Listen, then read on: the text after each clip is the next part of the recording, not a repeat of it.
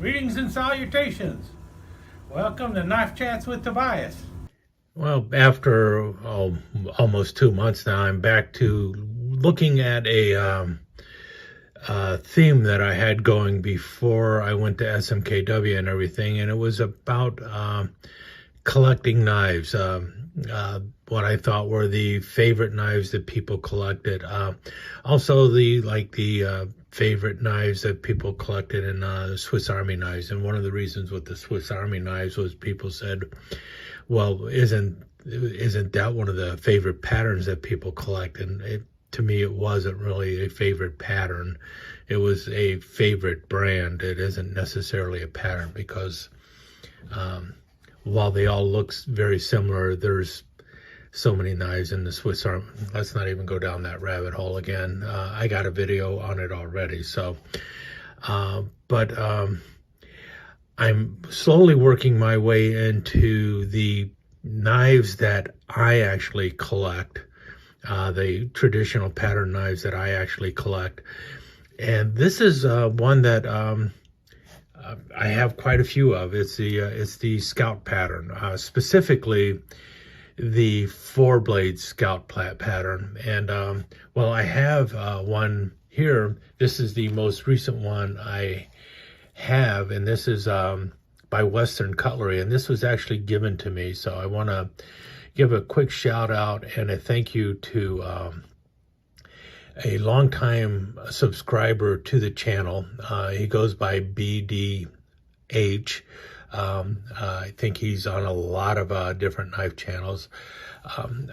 Typically, when I know his actual name and everything, I don't know if he wants me to use his actual name. I think among people who know him, they know what his actual name is, but I'm just going to use his handle that he uses on YouTube, which is BDH.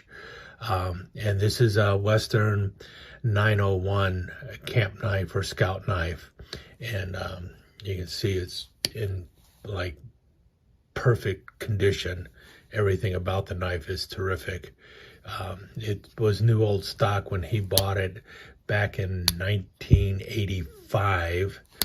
And the knife itself was made in 1980 at the time that the Platts family actually still owned the Western Cutlery. And you see it's got the typical blades that you see on a 4-blade camp knife. You got the safety can opener going here. You got the Spearmaster blade. And then you've got a short can opener on this version. I'm sorry, short cap lift or screwdriver on this one. If you've noticed, all of them have long poles as well. And then you also have the punch blade. And a wonderful punch blade that was made with the Western knives. It's got that wonderful concave groove in there, a fairly good stiff point, and you can actually cut into wood if you need to. Obviously, these are really more for leather and stuff like that, but you can drill a little bit of a hole in there if you want to. And it's just a gorgeous knife using jigged brown Delrin, which is very common in camp knives, and it's just got the oval shield. Nothing is on there, so you could engrave it if you wanted to. So gorgeous knife, and this is really the most recent of the camp knives that I have. And as you can tell, Western USA. I really like to get the USA camp knives. The thing is American companies have moved on. They really no longer make these. I think the last American company to make a Boy Scout knife was either Baron's Son or Colonial. It's kind of iffy if which one made it last. I believe it was Baron's Son made the last of the Boy Scout knives. And I have, a Baron's Son Boy Scout knife, as well as other camp knives that were made by Baron's Son. I think they might be the last of the companies that have actually made a Boy Scout knife or a camp knife like this. Now, Colonial still makes the military knife or the milk knife, and this is all in the related family of the camp knife. and I have quite a few of them as well. And also Marbles out of China is making one of these types of knives, and it's very popular, sells really well, and is dirt cheap. And there's all sorts of knives that are 4-blade camp knives, or also sometimes called a 4-blade utility knife, at least within the world of the Boy Scouts. This is often also referred to as a utility knife, even though most people now just refer to it as a demo knife or something like that, or the military knife or the milk knife, something like that, you know, MIL-K. This is often, though, was a utility knife. This is also something that the Boy Scouts would refer to as a utility knife, whereas this, this is a Boy Scout camp knife. The difference being is if it had like a Delrin handle and bolsters, it was a camp knife. If it was just no bolsters on the knife and you had the red plastic handle or any color plastic handle going from end to end and just riveted in place, it was known as a utility knife, a Boy Scout utility knife. The utility knife showed up, well, after the world of Victorinox and Wenger invaded the United States, and everyone was wanting something that looked like a Swiss Army knife. And that's where the utility knife was born. Same exact blades as the old camp knife. You can see that here. Don't have to open them all up. In any case, there's so much more variety, especially when you get outside of the world of Boy Scout knives. And I don't even have all the Boy Scout knives. I'll get into that in just a little bit. But you have all the ones that were not made for the Boy Scouts, but are called Scout knives anyway. Also, this knife here, this was actually made for the United States Army. A lot of people refer to this as an engineer knife because, well, it was actually done for the engineers, and so a lot of people refer to these as engineer knives, an Army engineer knife and stuff. I usually just still refer to it as a camp knife because, well, it's easier for me just to keep track of everything. And then this was originally I think it was first used by the Marines, but anyway, I got one of those too. I'm not dragging them all out.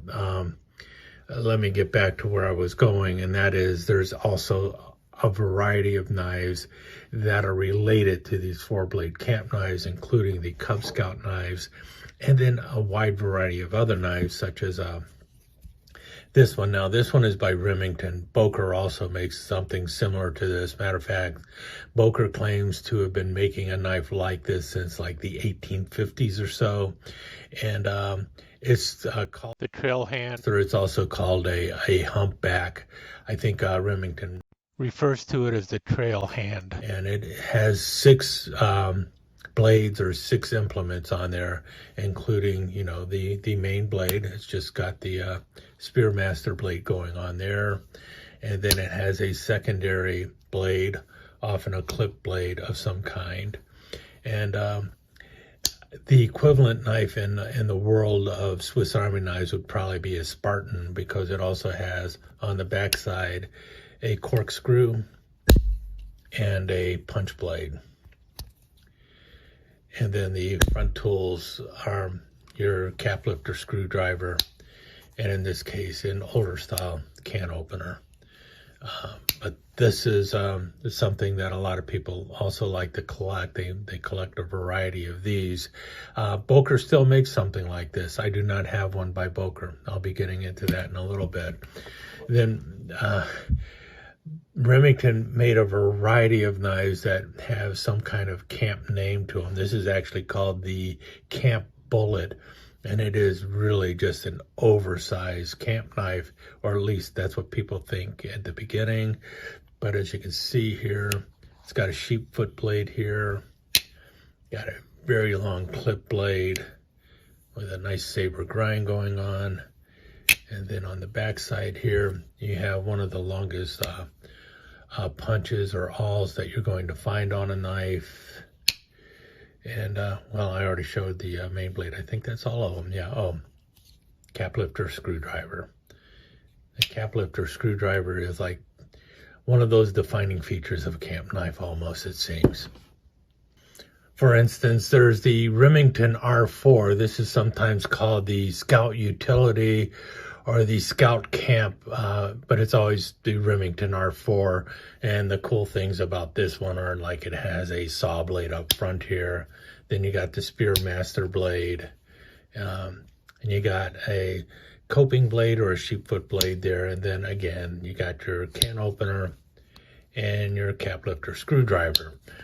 So you can see that there's a wide variety of knives that are distant cousins or close cousins to the 4-blade Boy Scout knife or the camp knife that when somebody says camp knife or scout knife, this is the knife that you usually think of, you know, that 4-blade knife. The other one, this is actually, I believe the Boy Scouts actually called this one the deluxe camp knife, or the deluxe utility knife if it had covers like this. But this was the deluxe camp knife, and it's 5 tools going on with it. You know, you got the can opener here, and then on the other side over here you have a Phillips screwdriver. Now these came out sometime in the I believe the 1950s or so. It definitely was not before 1930 something, because the Phillips screwdriver did not exist. And then on the back side you have the your punch blade and a short cap lifter screwdriver, and then straight down the middle you have the Spearmaster blade. So, you know, these are the knives that are generally accepted as official Boy Scout camp knives, or Boy Scout utility knives if they're in this kind of cover. These two here. And obviously you also have the Cub Scout knife.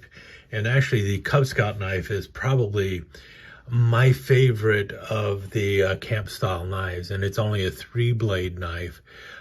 They do make 3-blade camp knives, but they're not set up the same way that a Cub Scout knife is. This, for the most part, the only time you see this type of knife, the Cub Scout knife, is when it is in Cub Scout colors. I don't know of too many other knives that were like this, and these are the 75th anniversary versions of these. And this is probably the only American-made Cub Scout knife that had a bone handle, the 75th anniversary Cub Scout knife.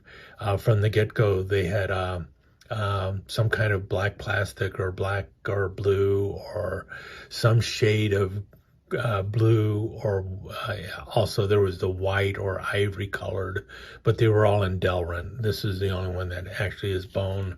This is the 75th anniversary utility knife. It is in Delrin.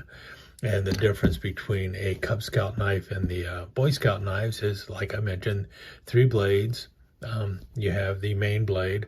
These often will have a half stop. Matter of fact, I think I've run across one Cub Scout knife that did not have a half stop, and it was a safety feature that they put into the knives, the half stop for the Cub Scout knife, and that was for the main blade. A lot of people thought that the main blade should be the locking blade, but they were still trying to teach knife safety and how to use a traditional pattern pocket knife properly, and part of that is this blade will give. The backside blades, though, were the interesting ones, because most of the 3-blade camp knives, well, hold on, let me go grab one. Just as well bring a replica of a junior scout knife that the Boy Scouts actually officially adopted by Remington. This is, like I said, a replica. This was actually made by Bear & Son sometime in the early 2000s, I think. I do have a video on it somewhere. And this has nice bone handles on it and everything. In any case, you see the spear blade here, and you see the etch. This is the way it would have appeared back then. Official Boy Scout so on and so forth. This is built on a smaller frame. This is on a 3 3/8 inch frame. And these were actually known as a Junior Scout or a Cub knife, even though when this knife was being made, the Cub Scouts, known as Cub Scouts, was not even around yet. The cubbing organization was sort of around. That started somewhere, I think, in the 1920s. I have videos that talk about all that. I am not prepared to talk about that at the moment. But you see the blades on these 3-blade knives at the time were your cap lifter screwdriver and a can opener. And if that can opener looks kind of nasty, well, it was. And you see a lot of these older Cub Scout knives or the older knives like this with busted can openers, a lot of busted can openers. And I do not think that the can opener was broken by accident. I think it was intentionally broken. And the reason it was broken is because the can openers in these old style knives, this style of can opener, was very difficult to use. It was even difficult for some adults to use unless they were familiar with it. And it led to a lot of people getting cut and stuff like that. So it was one of the blades that you probably did not want a young kid of 6, 7, 8 years old, because that's when Cub Scouts were actually being taught how to use a knife at a very early age.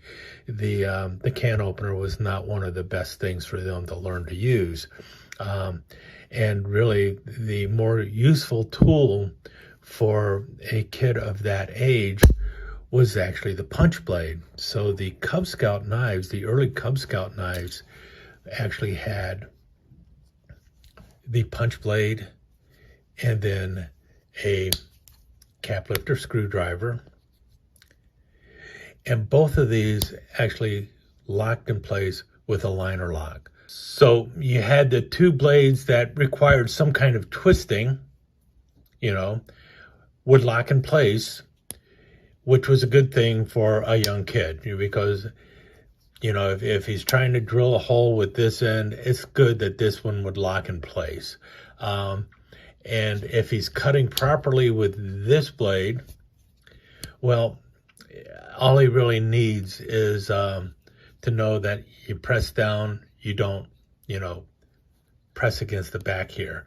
But if he did happen to do some kind of twisting, at least there was a half stop to help prevent the blade from closing. Or if he's closing the blade and not paying attention, he has the half stop to a little bit help with reducing the chance of him getting cut or something like that.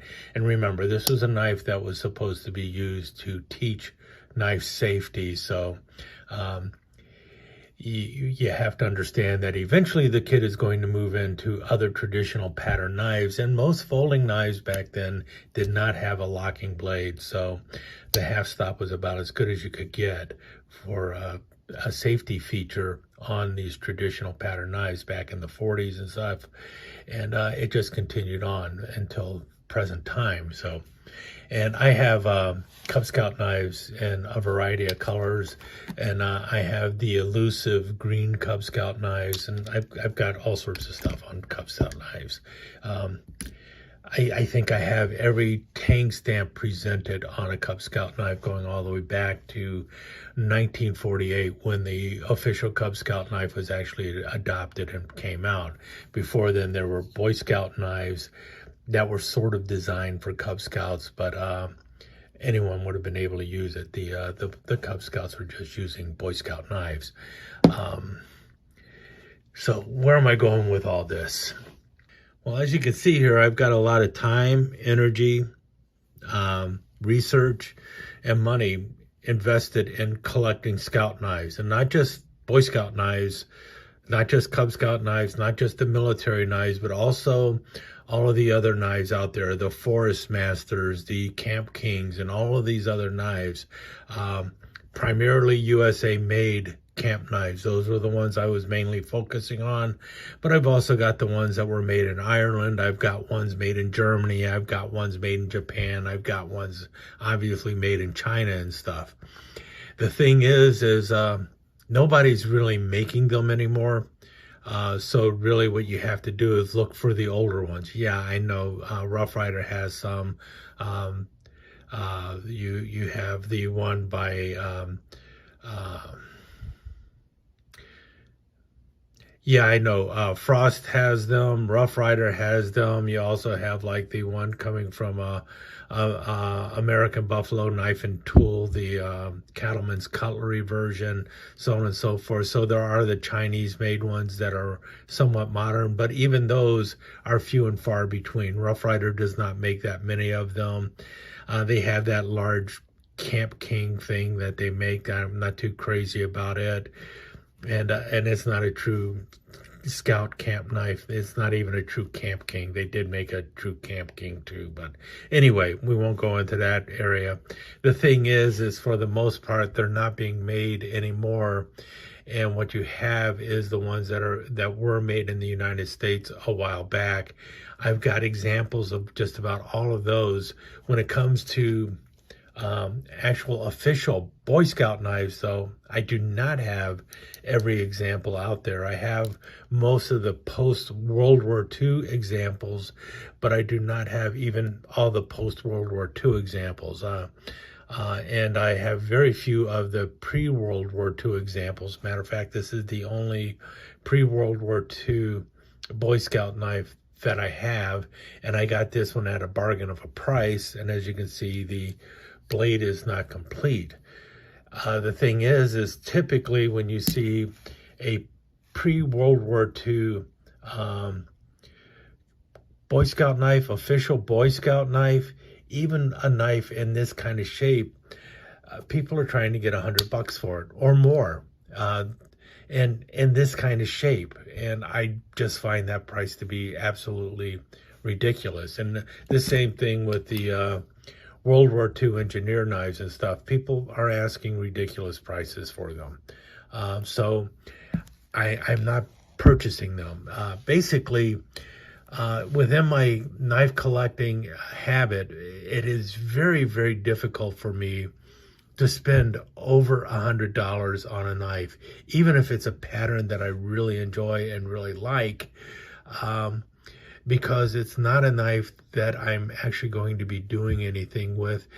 And the historical importance of the knife, in my view, does not warrant the price that people are asking for the knife. And I know there are people who are buying them, and I wonder if they're buying them because they think it's going to be a great investment. Like, okay, well, I bought this knife for $100 now, and 10 years from now, I'm going to be able to sell it for $200. Probably not. It's very iffy when you're buying a knife with the idea that it's an investment and you're going to be able to sell it for more. And the other thing is the knives that I'm picking up are not knives that I actually plan on selling.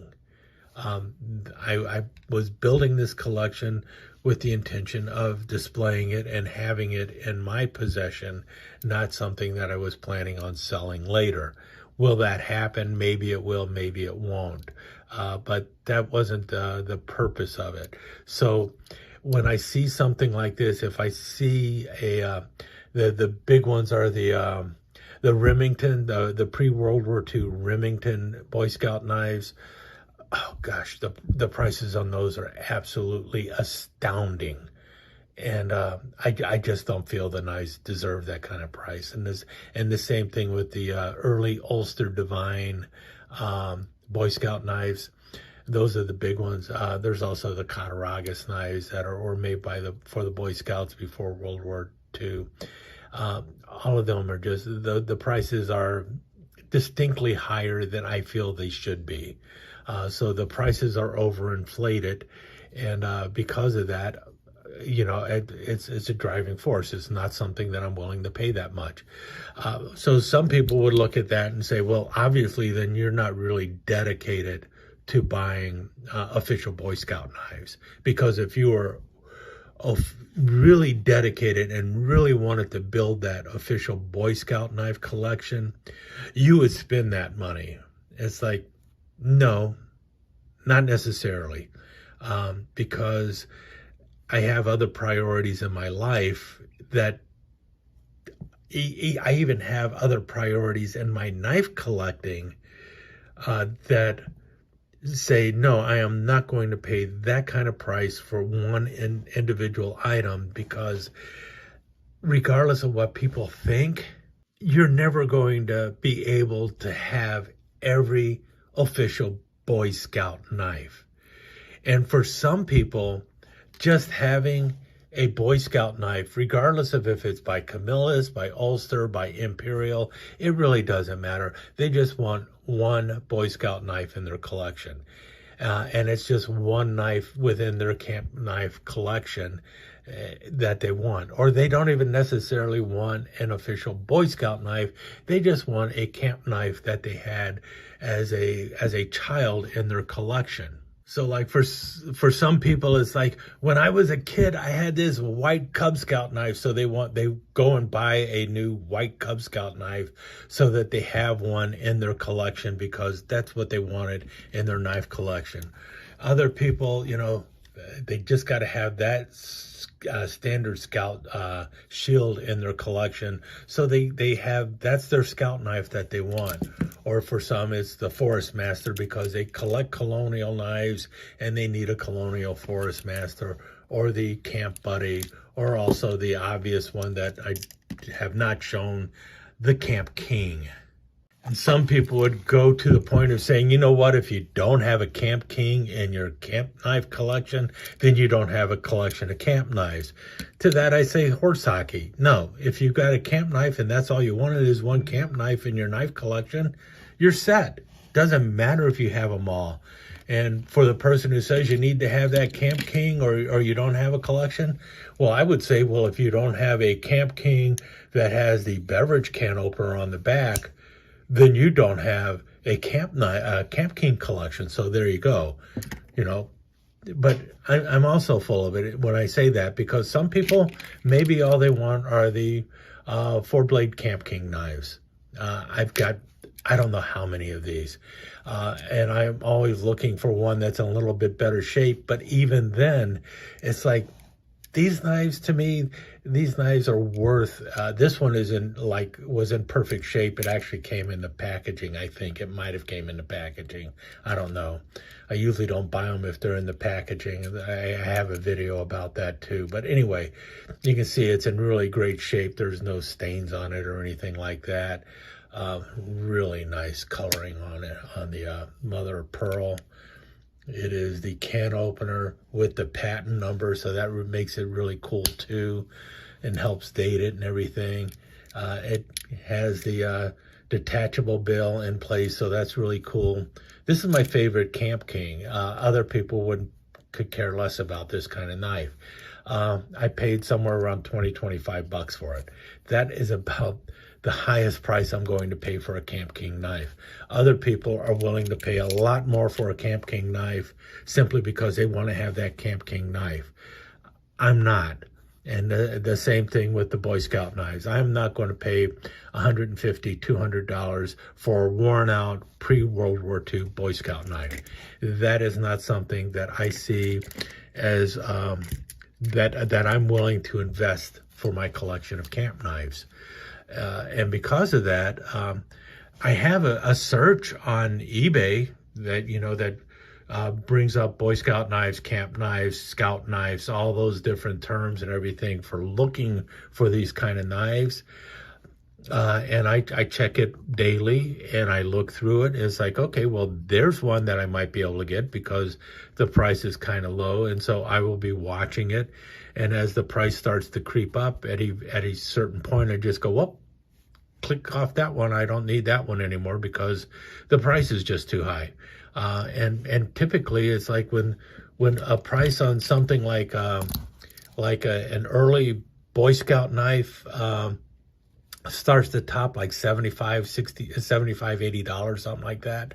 I usually stop following it. It just isn't worth my time, because it's like I can already see the bidding war happening, and I'm not going to waste my time waiting for it. And I'm not going to put in that $150 bid that somebody's going to make on this knife in order to win it. Now, sometimes it might actually end up selling for less than that, but I know someone has already put in that bid for well over $100 for the knife, and it's like, I'm not going to deal with it. Just my experience in general. And the same thing with this. I mentioned that Boker makes this kind of knife even today. This one was by Remington. It's from the 1990s. Boker still makes it today. Well, Boker's version of this knife is around $200. And I look at that and it's like, I'm not paying that kind of money on that. I don't care if it is a stag handle. I don't care if it's a bone handle. I don't care what it is.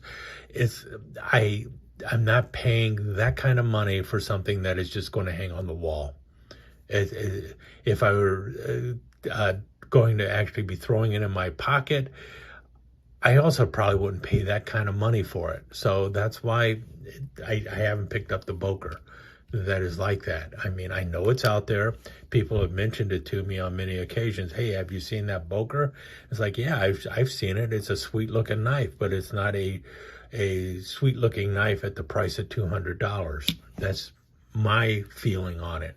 I have no problem with the people who are willing to pay those prices or can afford to pay those prices. But for me, that's not where it's going to be going. So if I can find early Boy Scouts of America knives, official Boy Scout knives from before World War II, and if I can get them at the price that I want and in the condition I want, I will pick them up.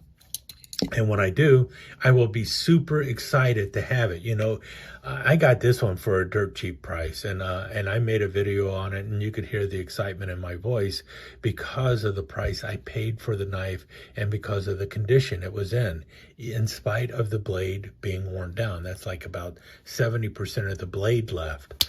But I was happy with it, and it's a great placeholder. If I can ever find one with a bit better of a blade, I might then pass this on to somebody else. But in the meantime, this is a fantastic knife for my collection. And the same thing with this Baron Son. At first, I thought this was a plastic handle, but it's a bone handle. In any case, this is a copy of a Remington pattern Boy Scout knife, and it's a good placeholder. If I can ever find one of these in really good shape at a price that I can afford and that I find acceptable, then I will pick it up and I will be very excited about it. But I'm not going to pay $200 for a knife like this, because it would just become a very quick knife of regret. I would be looking at it and I would feel a certain level of disgust for it. It's like, why in the world did I spend that kind of money for that knife, and all it's going to do is hang on the wall? It doesn't complete my collection, because I will never be able to complete my collection of Boy Scout knives. I've got an almost complete collection of Cub Scout knives because, well, I've got them by every maker of Cub Scout knives. I've got them with every tang stamp of Cub Scout knives. And I've got the known rarities out there that I'm aware of.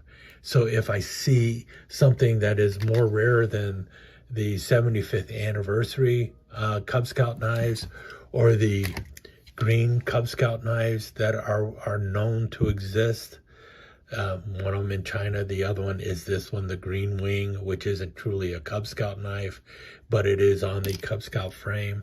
You know, if I ever found a green Cub Scout knife like this with the Cub Scout logo, I would be willing to snap that up, and I would probably be willing to pay a pretty penny for it. But chances are, if I saw this knife and it did not have any kind of logo here, you know, it did not have the Cub Scout logo on the green handle, but it had, instead of the Green Wing blade here, it had some kind of Cub Scout etch on there, like the 75th or the more common Cub Scout etches that you see, I would quickly think, okay, all that has happened is somebody has taken a green wing knife, smoothed this off, and then swapped out a Cub Scout blade for it. And I would not buy it, because I would know that somebody's basically jerking my chain on it. You know, because I know enough about Cub Scout knives and collecting Scout knives to know what's a counterfeit, what's a fake, and everything else. I should talk about that in a future video too. But that's really where I am with my my Scout knife collection. It's like, will it ever be complete? Obviously, no, it will not ever be complete. Oh, this is another one. The milk knives. There is a milk knife that I'm desperately wanting to own, and that's the one that has my birth date, which happens to be 1957.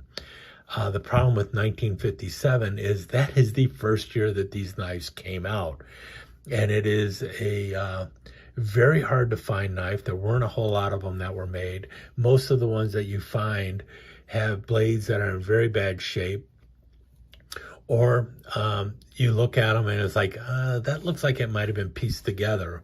One of the ways I have seen one of these 1957 ones going around, and the blade is in not the best of shape and everything, and it looks like the knife is a little bit rough, but it has this style of can opener or cap screwdriver on it. So screwdriver cap lifter, instead of the one that has the thumb stud on there. And 1957 had a thumb stud. So it's very apparent that what somebody did is they just swapped the 1957 blade and put it into a different handle, you know, or they've replaced parts somewhere along the way. So it's not an original, it's not authentic. So I don't want to get something like that. I want the genuine article, and those are extremely expensive. So the only way I'm ever going to win it is an open bidding and somebody, no one else noticing what's out there. And so maybe someday I'll have a 1957 of that. But I'm not going to be paying that $200 price tag that so many people are expecting for that knife, even though it is somewhat of a rare knife. And the same thing with many of the other knives.